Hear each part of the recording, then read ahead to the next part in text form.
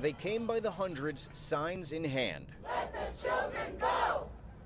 Including Julie Fraud of Brooklyn. She stood feet from where organizers laid tiny shoes and clothing on the ground, meant to represent the immigrant children being held without their parents after the families illegally crossed the border. This is immoral, and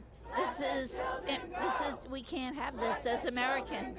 Others, like Sarah Howell, brought her own young children to the protest. Well, I've been wanting to get them involved in something. This was an issue that really touched my heart, and I want to raise people who want to, get involved when they feel affected by something. The crowd eventually made its way to the Department of Homeland Security building to place the responsibility for what's happening squarely on the Trump administration. Drive out Trump and Pence! Drive out Trump and Pence!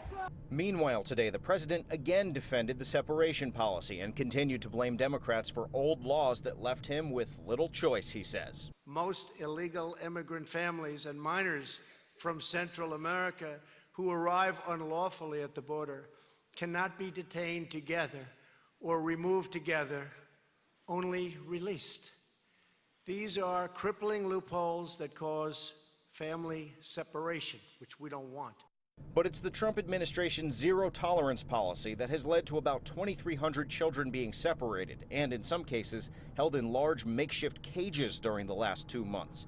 Many adults who cross illegally are now subject to federal prosecution instead of simple deportation. And anyone being federally prosecuted goes to jail, not immigration detention centers where families can be held together. The president says he's working with lawmakers on legislation that will keep families together while illegal border crossings are dealt with. Which we have been requesting since last year, the legal authority to detain and promptly remove families together as a unit. By the way, many of the immigration activists out here would even disagree with that statement, saying those crossing the border, despite crossing illegally, are legitimate refugees or seeking asylum. But that's a different part of the immigration debate. By the way, Governor Andrew Cuomo suing the Trump administration over this, calling what's happening unconstitutional. Live in Lower Manhattan, Henry Rossoff, Pix 11 News.